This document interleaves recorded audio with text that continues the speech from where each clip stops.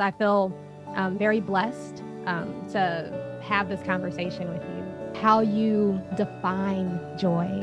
If you take away or erase these boundaries within you, you will see whether you sit, stand or sleep, you will be joyful. 95% of the human suffering is all generated from within. Self-help, it's called. Anxiety doesn't come knocking. You are becoming anxious.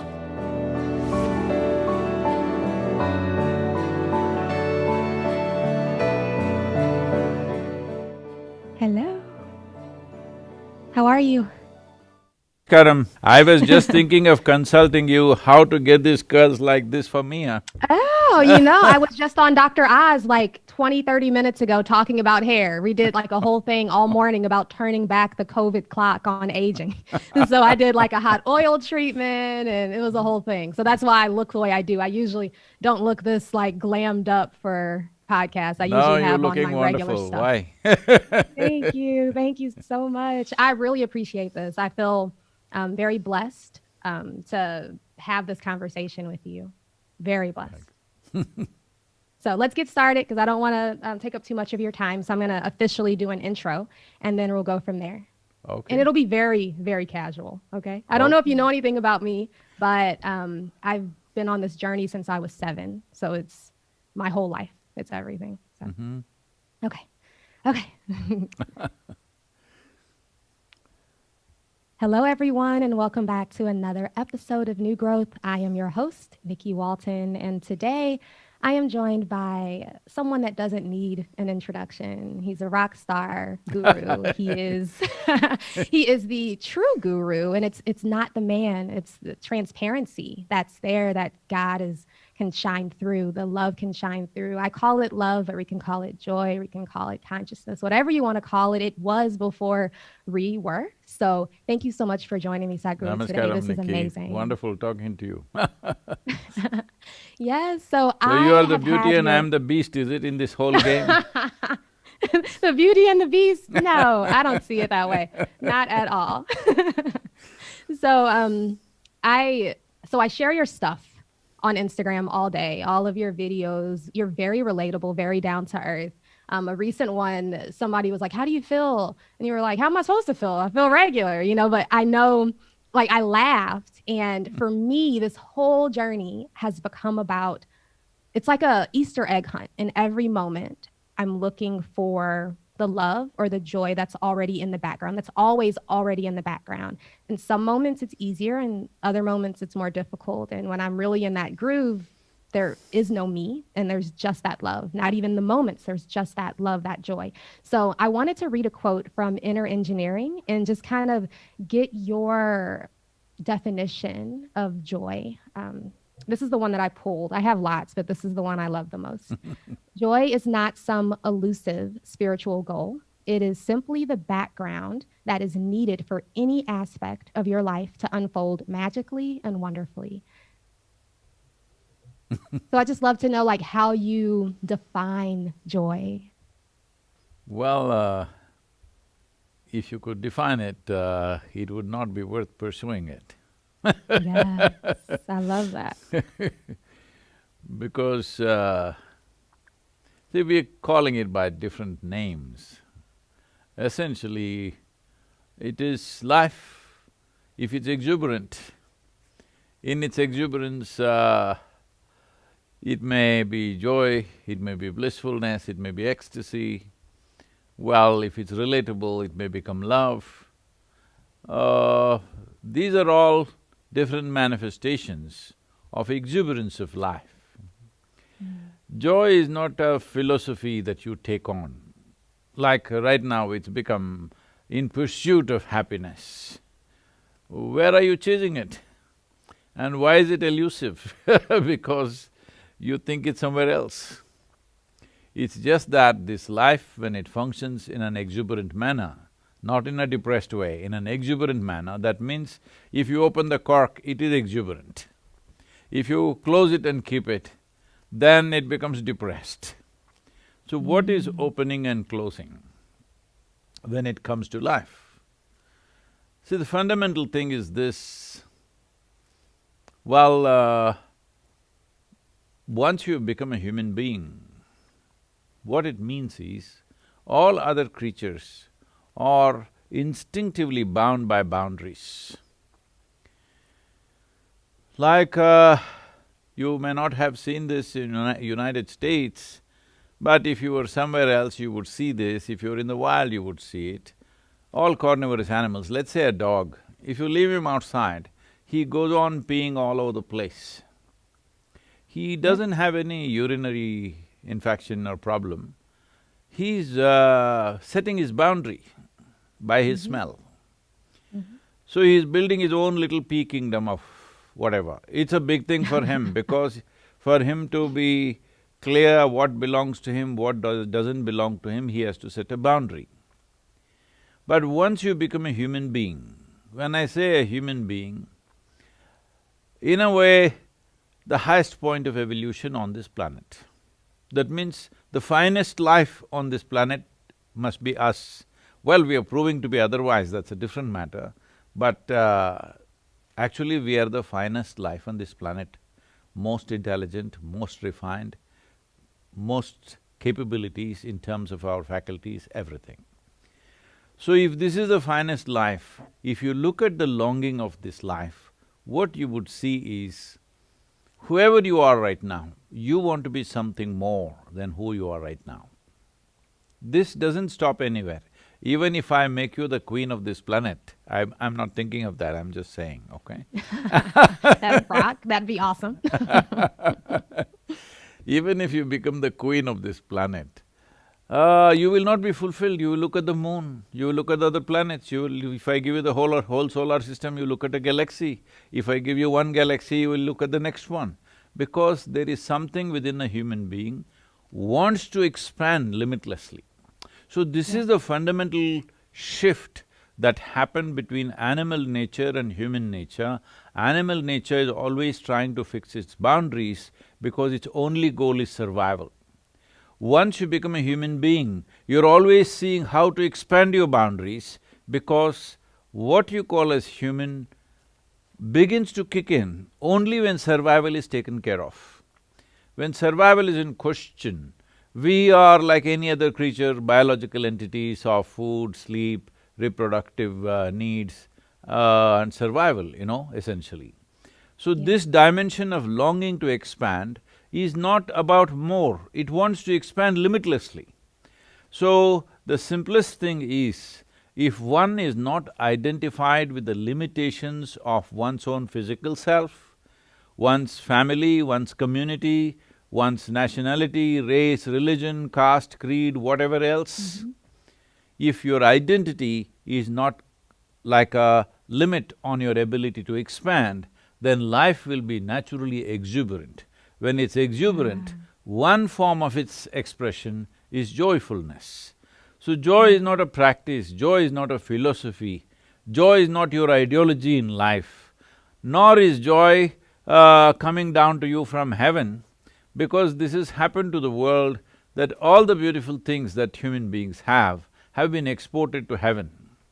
If you say peace, people say divine peace. If you say love, they say God is love. If you say joy, people will say heavenly joy. No, these are all human things. Your peacefulness, your joyfulness, your loving nature, all these things can happen within you when you are willing. When I say willing, when you are a willing piece of life. You become a willing piece of life only when your identities are not limited. If you put a limit on your identity, then you are willing with one set of people, you are unwilling with another set of people. So in this, it is corked and there is no exuberance to this, but if you take off this cork, because this whole thing is just a mental thing that you have fixed up boundaries for yourself, if you take away or erase these boundaries within you, you will see whether you sit, stand or sleep, you will be joyful. You will even sleep joyfully, I'm saying. I love that. Thank you for saying that about sleep. I have heard and read that unless that awareness that, unless you have that same awareness during sleep, you're not aware of that true awareness. You're not aware as that true awareness. Is that true? And if so, what does that look like? Because when I'm asleep, I'm asleep. No, when you sleep, just sleep. Don't try to do anything else. I go to sleep like with a mantra and I'm like, okay, there's some piece, some part that's gonna be aware. No, I sleep. And then I wake up and I'm like, well, there was sleeping and I'm peaceful now, but I don't know what happened during that time. It's like unconsciousness. See, there are too many things, people coming to me and saying, Sadhguru, in which posture should I sleep? I Yeah, said, on your back at least or when you sleep, give up all this rubbish and just sleep. Sleep just like sleep. you're dead.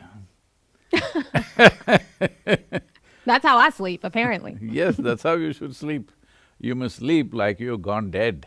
If you sleep like this, your duration of sleep will naturally come down because you're sleeping deep.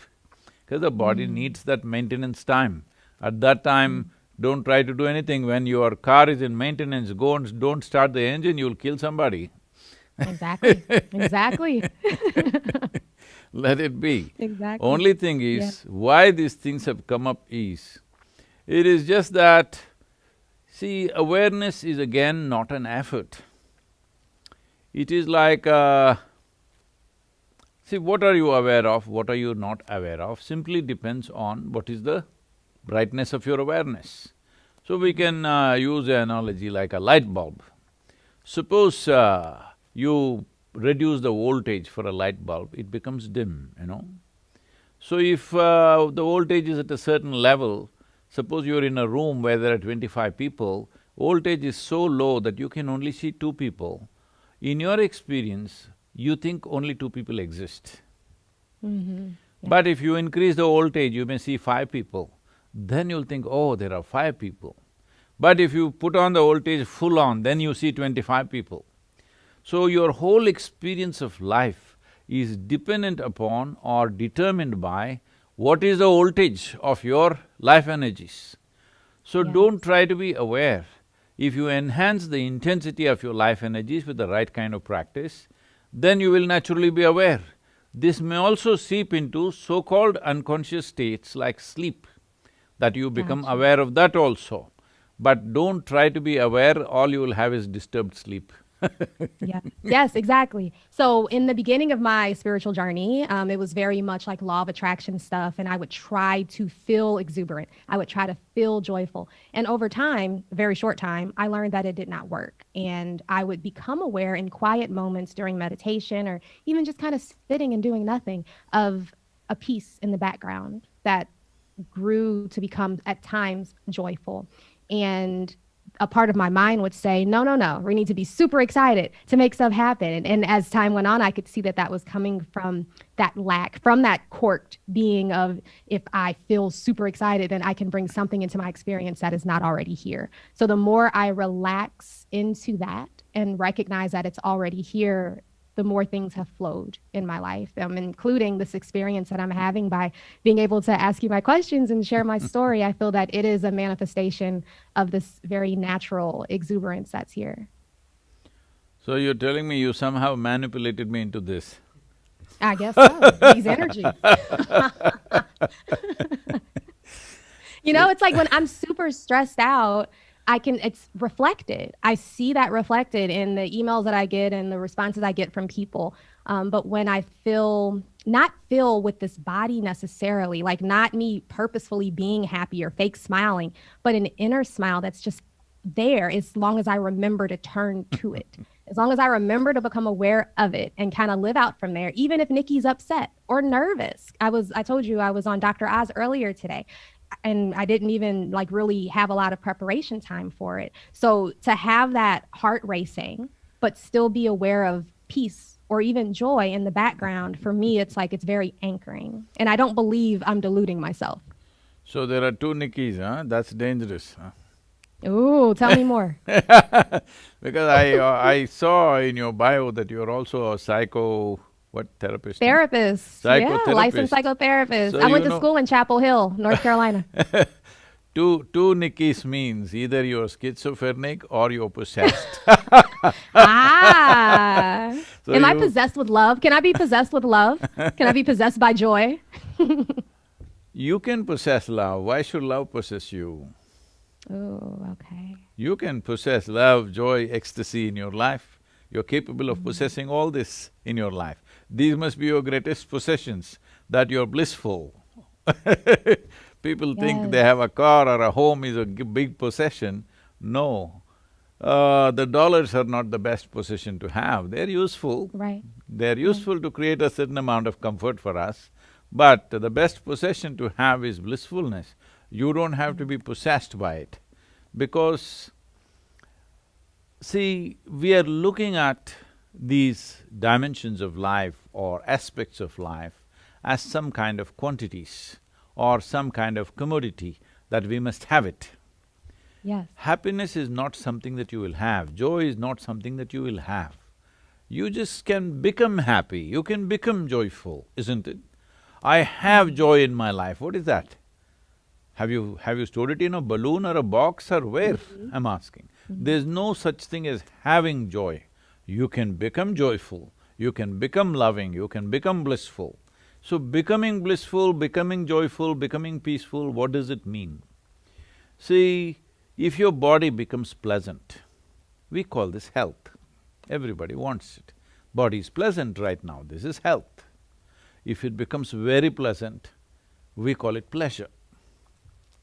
If your mind becomes pleasant, we call this peace. If it becomes very pleasant, we call it joy. If your emotions become pleasant, we call this love. If it becomes very pleasant, we call it compassion. If your very life energies become pleasant, we call this bliss. If it becomes very pleasant, we call it ecstasy. If your surroundings become pleasant, we call this success. Only to create pleasantness in your surroundings, you need the cooperation of other forces and people. Because creating pleasantness in the surroundings is a skill of a certain kind. You must be able to put many forces together, otherwise it won't work. But pleasantness of body, pleasantness of mind, pleasantness of emotion and pleasantness of energies are 100% your business, 100%. There's nobody else involved in this. But right now, we have handed this over to so many people that somebody can determine, someone else can determine whether you are happy or unhappy. If someone can determine what happens within you, would you call this slavery? It is the worst form of slavery. Somebody determines what you should wear, what you should eat, where you should be, this itself is called slavery. But if someone can determine whether you can be happy or unhappy, somebody can make you peaceful, somebody can make you… put you into turmoil, this means you are deeply, deeply enslaved. This enslavement has happened simply because you have not taken charge of your faculties. Your own thought, your own emotion, your mental and psychological structures and your physical body not taking instructions from you. If your mind was taking instructions from you, would you keep it blissful or miserable? Absolutely blissful. Absolutely blissful. Peaceful, joyful, yes. Sometimes what you want for your neighbor may be debatable, but what you want for yourself is 100% clear, highest level of pleasantness, isn't it? Absolutely, yes. So when this is the case, why such a simple thing is not happening? Can I tell you a small story? Please. This is not really a story, this is what happened to me. When I was just 25 years of age, one day I was just sitting on a small hill near my native town. I don't know, you may not be familiar with India. A little bit. I've been once, Oh. but just to southern India, in Mumbai. Mumbai, okay. Oh, just the wrong place to go. No, I'm coming back, and I'm Mumbai going northern people won't India like next it, time. but I'm just saying that's not India. I'm That's doing North Mumbai. India next time. As soon as everything No, you clears must up, come I'm headed south. back. In south… Oh, coming south? Yeah. Yeah? Mumbai What is part? not really south, it's somewhere central India. Further Central. south is where we are and it's a more beautiful part of India. North is just plains, south is full of mountains and… Is it near like Goa? Yeah, Goa and further down. Okay, Yep. okay. I want to come to Goa too. So this is a city called Mysore, where there's a small hill in the town, and I was just Okay. sitting there, and suddenly I realized, suddenly I exploded into a state where every cell Mm. in my body was dripping ecstasy. I Wow. realized if I just don't mess with my mind, I'm ecstatic. Yes. Then after a few weeks of this experience, that it became such a profound experience for me, and then I decided, I was 25 years of age, and Mm. I decided and made a plan. In the next 2.5 years, I will make the whole world ecstatic. Ah. Because it's so simple, you don't have to do anything. If you simply sit here without messing around with your mind, you're ecstatic. So Exactly. on that day, the population was just 5.6 billion people. So I Mm. thought, in 2.5 years, I made a plan, how I will make the whole world ecstatic. See, now it's 39 years. Yeah. Well, people say Oh we've gosh. touched around 1 billion people, but that's Yeah. not my idea of the world. My idea of the world is 7.6 billion people. But it Mhm. took me a certain amount of time to realize how invested people are in their miseries. They're Yes. so invested that even if you show them the greatest possibility, they don't want to leave what is familiar. Exactly.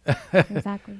So why is this happening to the world? Why so much suffering? See, physical things that happen to us, there is war, there is famine, there is calamities, these are different things. Well, this causes physical pain. Mm. But right now if you look at human beings, only about 2 to 3%, maybe 5% of suffering is because of physical causes from outside. Yeah. 95% is self-inflicted suffering.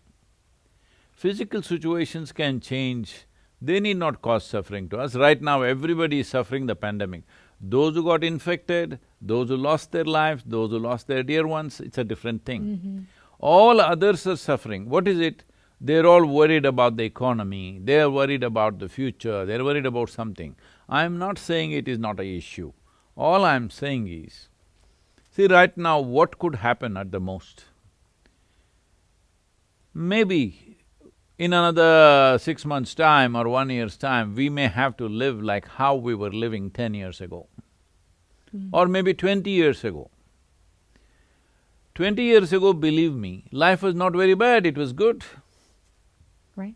Maybe we'll have to live little with little less. Maybe we will have to live like how our parents lived. Today, how many, for example, I'm saying, this is not against the beauty consultation, okay? Uh, for example, how many pairs of clothes your grandparents had and how many you have or this generation has, if you look at it, it's probably 5, 10 times more, Yeah. isn't it?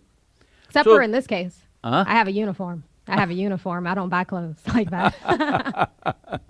T-shirts and skinny jeans You're and not good scarves. for economy then. No, I'm not. I do order a lot of food, but less clothes. So, essentially, when the caveman lived here also, he was also among them also some were happy, some were not happy.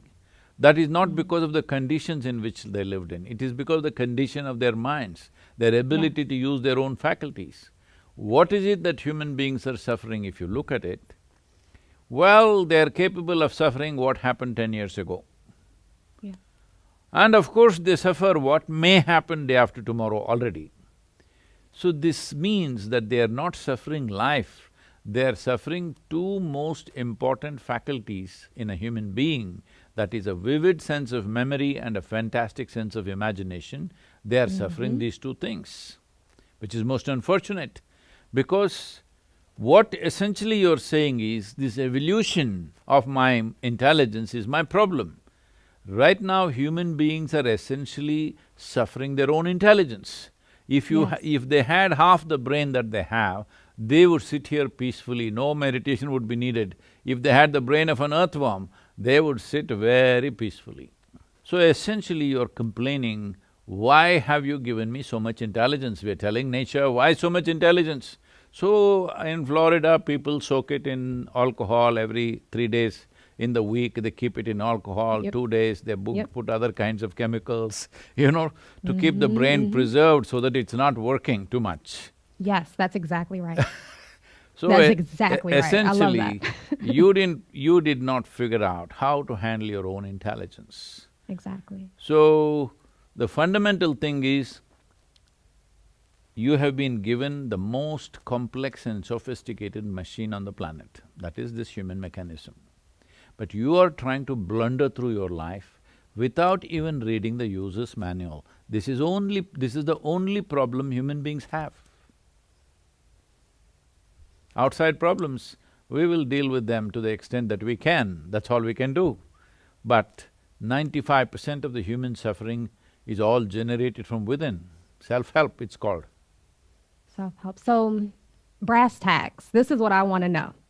For you, and you might not experience anxiety or fear or worries anymore in where you are, but for someone that's on this path, and if anxiety comes knocking at the door, how does this look in practice?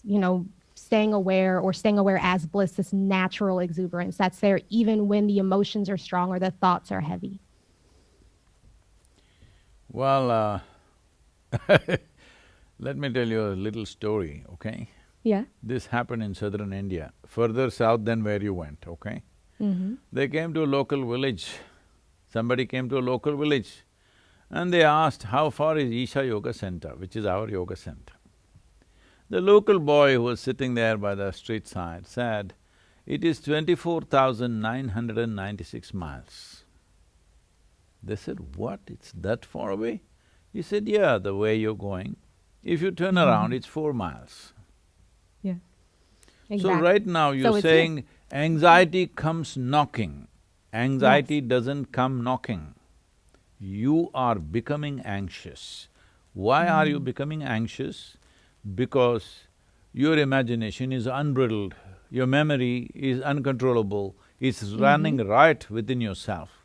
So essentially, it's your inability to use your own faculties. Suppose it so happens, your hand became an independent state by itself and started punching you in the face.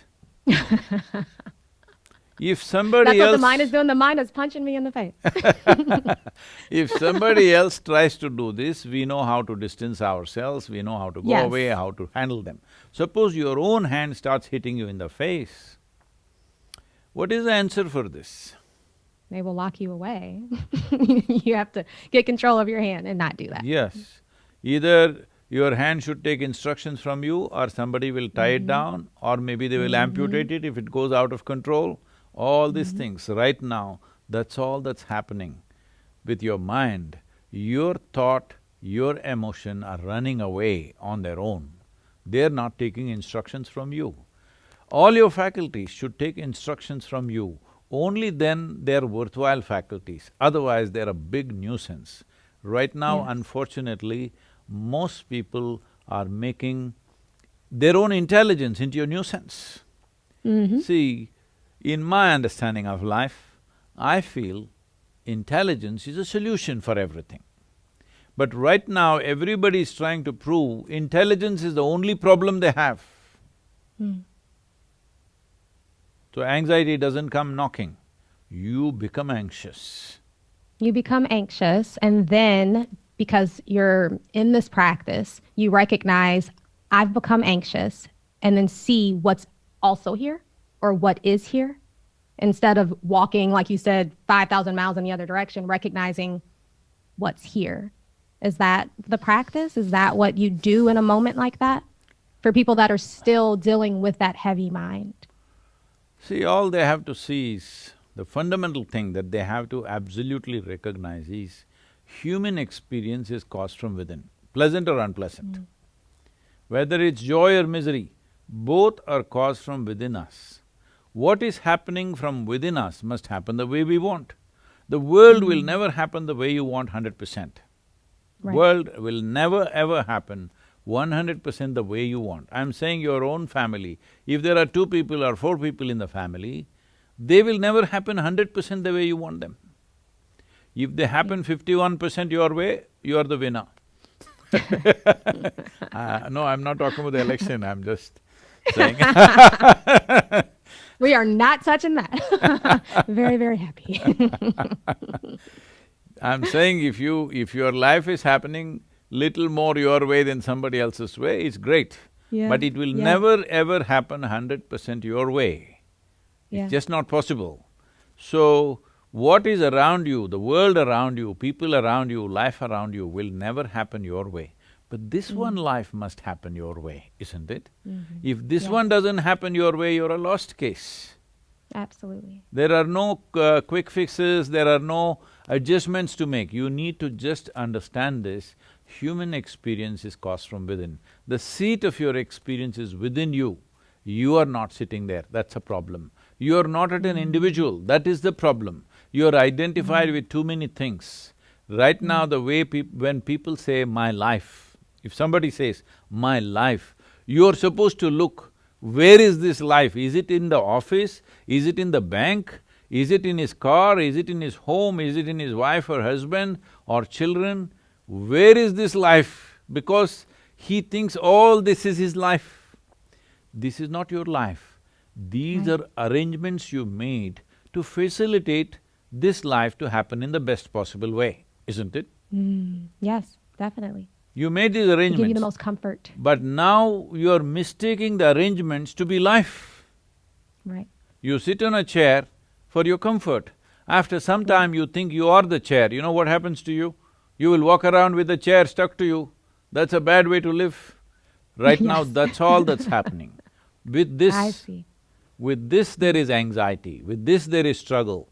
If you clearly come to this place, what is you, what is not you? If there's a distinction, there's a simple process that we have set up, millions of people are doing this around the world today. It's called as Isha Kriya. It's free downloadable for anybody who wishes to do it. This is a simple process to create a little distance between what is you, what is not you. When I say what is you, what is not you, this very physical body is something that you gathered over a period of time, isn't it? You were not born like this, it happened. So what is this? That lot of food that you're ordering, I'm sure you're not eating that lot of food looking at you. I like fried, greasy, cheesy things. I'm doing better though. Maybe you're looking at them, you're not eating them, I can see that. So, the food that you've eaten has right now transformed itself into your body and be like this. Where did the food come from? Just the soil that you walk upon is food, food became like this. Someday, once again, this will become part of the earth. So this is yours, this body is yours, but it's not you. Similarly, your psychological structure, these are millions of impressions that you have taken in, and it's formed itself given itself a certain shape and a form and a quality. Now, this is also something that you gathered. What you gather can be yours, but it will never ever be you, isn't it? So if you bring the distinction, all your problems are over. Got it. That little distance is needed. And is it a matter of remembering that distinction? See, if you make your life energies very intense, you will see naturally physical body and your psychological structure will move little away, it'll give you little space. It's like, see now I'm wearing loose clothes, always you're conscious that these are clothes. Suppose you wear really super thin, tight, skin-tight nylon clothes. After some time, you don't know which is you and which is your body. It becomes one with you because there is no space. So where there is no space, there is no perception of what it is. Because there is no perception, you don't know how to deal with it. It's like this, on this planet we went on arguing whether this planet is flat or round, this debate was going on, and you know that Galileo stuff and all that. Yes, yes. Anyway, this would have continued forever, but the moment we took off and we started flying, we could clearly see it is round. We went and stood on the moon and looked down, 100% it was round, all right? What is it that gave us this perspective? Because a little distance. Similarly, a little distance from your body, a little distance from the mental structure if you create, you have absolutely know where the handlebars are and you can hold them and manage them the way you want. Yes. I love that. So it's the distance, recognizing that you are not the body, recognizing that you are not the mind, still being there and seeing that energy come through and move through, but knowing that it's not you. Does that sound near You, what you're saying? yes, you will get to learn to use the body and mind to its best. Your Yeah, body and your mind should work for you, never against got you. it. So what you're calling as anxiety, what you call as misery, any form of unpleasantness that generates from within you, either in the form of ill health or misery, essentially it means your own system is working against you. Right, right. No, that's beautiful. I love how you make everything very, very simple.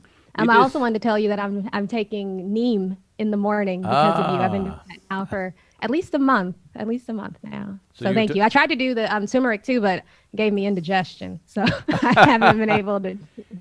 Oh, there is a certain way to But consume neem that. is great. Name is great, it'll bring Yeah. certain What do you translucence to recommend? you and Mhm.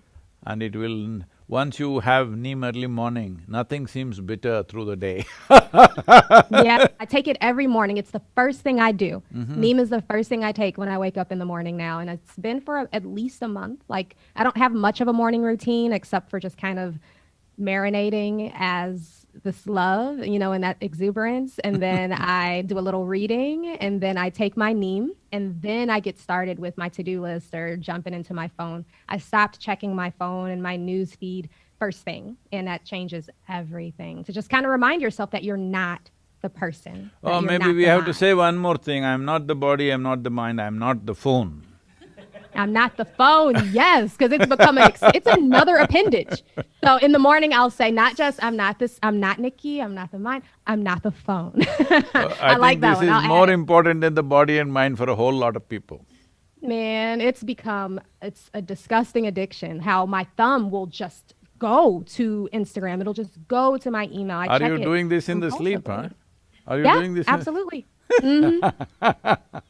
Not healthy. Not healthy at all. It's better now that I'm not checking it as soon as I wake up. And I have set alarms on all of my apps that shut off after an hour, but you put your own passcode back in to get access back to it. So it still takes like a conscious moment to be like, am I going to re-access this app? And usually I do, but it's still a moment to decide. I can choose if I'm going to continue to be mindless. But yeah, no, Neem has been an excellent addition to my routine. So thank you so much for that. Name is a wonderful thing, it will also reduce the number of cancerous cells in our body. It has Yeah. incredible benefits. It is one leaf that's found on this planet who has a very complex chemical system, nearly 104 to 105 different types of chemical compositions are there in that. It's a wonder leaf. So, Mm. I'm glad you're in Florida and you must be getting some fresh neem. Yes, I Rest… am. I am. There's a farm here, not too far in Brandon, Florida. And so that's where I get my neem from, and it's fabulous. So I know that we're actually coming near the end of our time together, and I wanted to give you a chance to just let my audience know where they can keep up with you at. Well, oh well, I'm not good at this, you should only say these things. Well, Maybe I'll record like a short thing at the end for us. Like catch we're him on here in Instagram at. Tennessee, on the border of Tennessee and Georgia, near McMinnville. This is where the Isha Institute of Inner Sciences is. And of course, we are in southern India, a much larger center out there. And this is a place you must visit, it's it's an extremely beautiful space out here. And apart from that, of course, there is an engineering.com and whatever else. There is a Sadhguru app, if you download that, everything is there in that. It's called the Sadhguru app, it's free downloadable. And there are various meditations guided meditations that one can practice from this. And also very simple forms of yoga which are called as Upa Yoga, which one can do or practice without any risk of doing it wrong, because proper yoga must be done under care. Just doing it from a book or a video is not a good thing to do, but this is called Upa Yoga, which are very, very simple processes that anybody can learn to do. So, As I said, now I'm kind of condemned to be a failure in my life, that the entire world being blissed out is, not happening. So, I'm only trying to increase my percentages, so tell them that let me be a little better failure than what I am right now. But I'm a blissful failure, so don't worry about me. Blissful failure. I aspire to be a blissful failure. I love that. Thank you, Nikki. Wonderful talking to Thank you. you so You must much. I come and visit appreciate us you. here. You must come and Oh, visit us I at am Tennessee. absolutely coming that way. I love Tennessee. I used to drive through the mountains all the time, between Missouri and North Carolina. So I'll definitely head up there. Do you all have silent retreats? I crave a good Yes, silent retreat. there's a 21-day silent retreats going on right now. You can join the 3-week thing. I wish I was there. I think, yeah, I need that in my life. And whenever I feel the need to go away, like to a cave, I remind myself that that exuberance that would be We in a also cave have is a here where cave. I am. We Oh, I also would have go a there. cave. I didn't know that you're drawn to the caves. Anywhere that's quiet, quiet, quiet, quiet. And but then, like I said, it's always like a constant reminder, even though you're not on the beach, even though it's not quiet in this house because the two kids are yelling, the peace is here, the exuberance is here. And just identifying as that as opposed to the need for quiet, you know? I'm here till end of December. We'll be glad to see you when you come. Namaskar. Yes, I'll be Thank there. you. Thank you so much. Thank you.